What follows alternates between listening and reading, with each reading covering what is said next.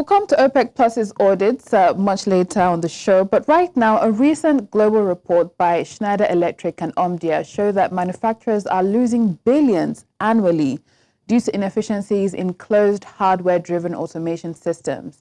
Mid-sized firms reportedly lose around $11.28 million per year, while large operations lose roughly $45 million. Beyond automation, manufacturers face energy insecurity, supply chain disruptions, labor and skill shortages, regulatory compliance costs, and infrastructure gaps. Experts warn these combined pressures erode competitiveness, slow innovation, and threaten industrial growth, particularly for SMEs and emerging market manufacturers trying to scale up in the global economy. Joining us now is the President, Association of Small Business Owners of Nigeria, Dr. Femi Egbesola. Good morning. Great to have you in. Good morning, and thank you for having me. Always a pleasure. And let's get into this automation inefficiencies. They're causing significant revenue and productivity losses. Which legacy systems are more problematic or most problematic, and how urgent is the need for modernization?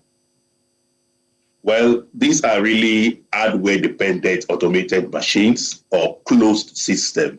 And, when we talk of closed system, we're talking of machines or equipment that always break down often, that don't provide real-time data, that cannot easily integrate with modern digital tools, and it is very expensive to maintain. And of course, this slows down production. So it means that when you have automated machines, instead of saving costs, if it is the closed type or the legacy type, it ends up wasting money. So the thing is that it is seen now that it is about 7.5% loss for companies or manufacturing outfits to run on this kind of automated machines because of its low productivity and inability to integrate with other newer machines.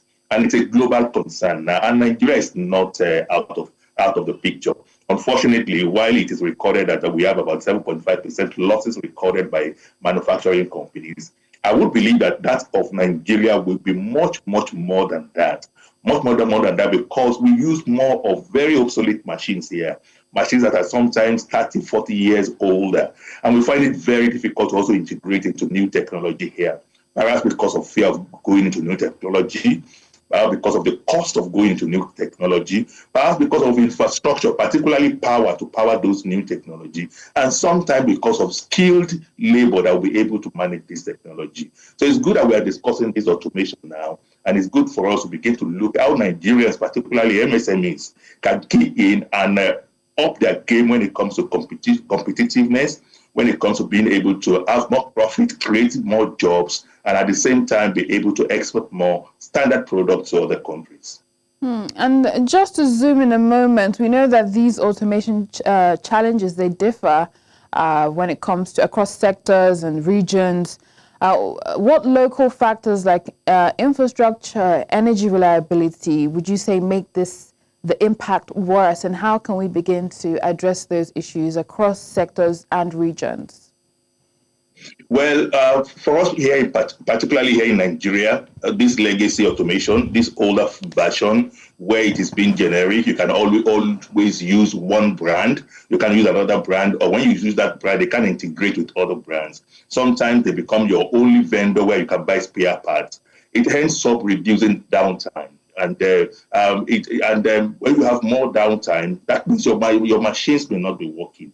That brings about losses, sometimes in billions of naira, and that's what we are facing here. So for us here, we need to continue to look at the cost of the new technology, how we can support manufacturers, particularly MSMEs, to be able to afford this new technology where they have open automation instead of closed automation, where they can integrate and upgrade from hardware operations to software operations and integrate it across their value chain of their production process, and at the same time be able to tackle power challenges.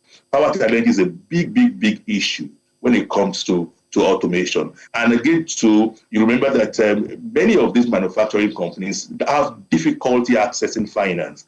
If you want to upgrade and automate better, you will need to have certain finance to be able to do that. Investment is not also coming at this time to the manufacturing sector.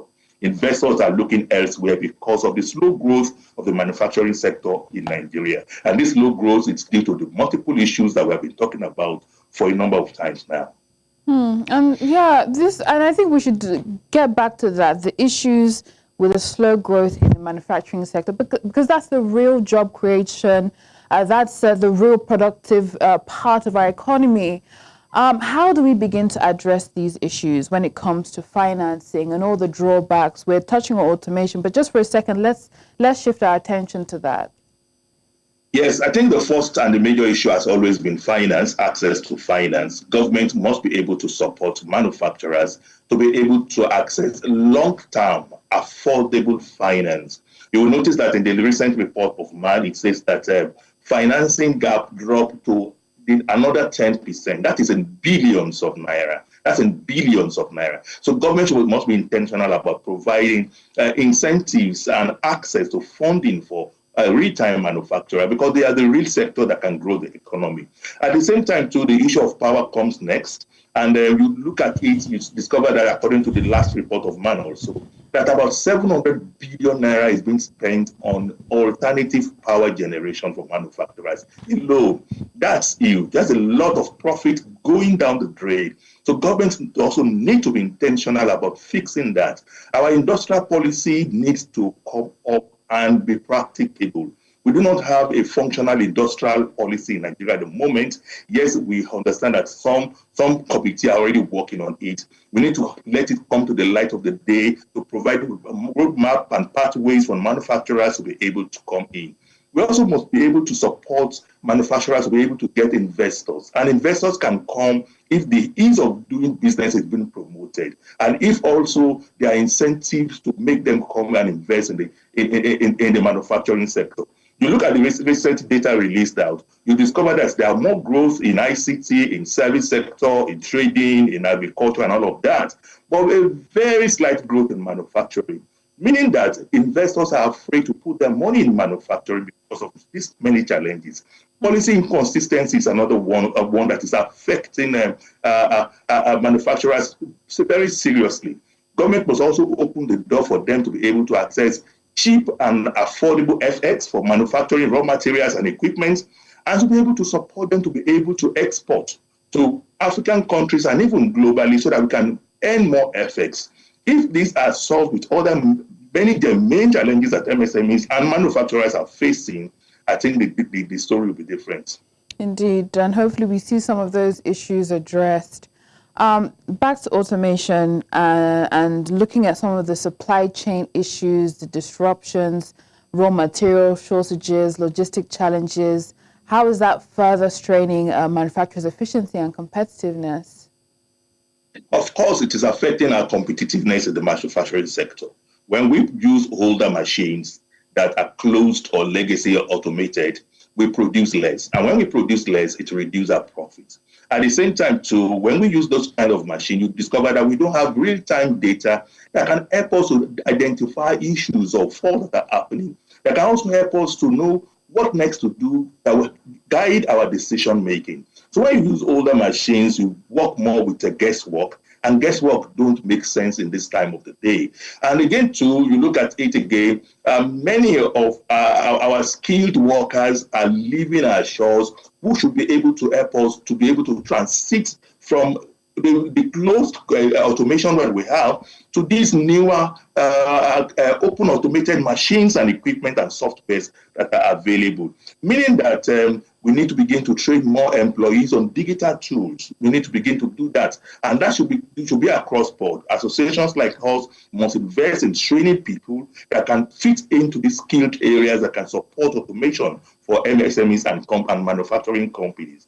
You also look at it again, you see that there is need to partner with technology providers. There are a number of technology providers that can assist manufacturers to be able to up their game and fix these new automated technologies. But that will also happen if government provide incentives for those technology providers to be able to come on board and work seamlessly with our manufacturers. Bringing expatriates to this country costs a lot, and the process is sometimes very herculean with a lot of bottleneck. These are some of the areas we need to begin to look at and address. For small businesses, I think we are doing a bit fine. but we need to do more. And one way to encourage small businesses who are into manufacturing is for government to be able to provide cluster arrangement whereby many small business owners doing the same kind of manufacturing can come together under a cluster or an industrial hub where they have shared facility, where they have also some of the infrastructure they need, like power, water, and the rest, support them with certain form of logistics, and we discover that it will be easy for them to grow. When we grow, our businesses grow, you discover that we will be able to employ more people, contribute more to the GDP, export more, and earn more effort to the country, and importantly, contribute to the economy by boosting our profile in the picture of our economic landscape. And I think you mentioned something as you were speaking there about, having too many expatriates. But we know that some of these things are in place because of the technological know-how gap, right? We've seen countries like China, how in the past with their policies, they said, okay, you can come and manufacture in our country, but make sure that you're transferring those skills to our people. And now we're seeing their people champion some of this manufacturing. So how can we sort of emulate that here in Nigeria? Looking at some of the agreements that are being made, companies that are, well, some that are coming in, some of that are present. How can we ensure that the technical know-hows, that knowledge when it comes to manufacturing, the skills needed, the value addition, how can we ensure that we're able to build that here in Nigeria? The first thing is to ensure that we do not just put the Nigerian First policy on paper alone. We make it practical, we implement it, whereby even if foreigners are coming to start a manufacturing company in Nigeria, maybe Chinese or any other company or any other country, we have indigenous Nigerians integrated into their system. A certain percentage of Nigerians must be on their board, must be in their outfit, so that there could be technology transfer from these technocrats to our local job seekers here. And that is one of the ways we can get it right. Again, too, we must also be able to make our country conducive for investors to come here and do well. It is when investors come in and they see that they can get return on their investments, they will be ready to now spend more money or invest more money in manufacturing companies particularly. And it is when the manufacturing companies have enough funds that they can begin to bring in expatriates into the country who eventually will now do technology transfer to the locals that are here, which is very, very key. Another thing is to begin to look at how we can do backward integration. We have some agencies that are supposed to support local raw materials value addition, so that our manufacturing companies will no longer continue to look for how to import some of these raw materials, but depend more on working on our raw local materials, standardizing it and making it competitive enough for them to use for production and possibly export. That will also help us in a way to do technology transfer that will help the manufacturing companies and particularly protect our jobs also. It's also important for us to begin to look at policies that support liberalizing, bringing in expatriates if they are for manufacturing purpose and if they have some form of knowledge or technology to transfer. That is also very important. And that policy should not always be on paper, but should be practical. Implementation is always key. Thank you so much for your time and perspective, Dr. Femi Egbesola, the President, Association of Small Business Owners of Nigeria. Thank you very much for the opportunity.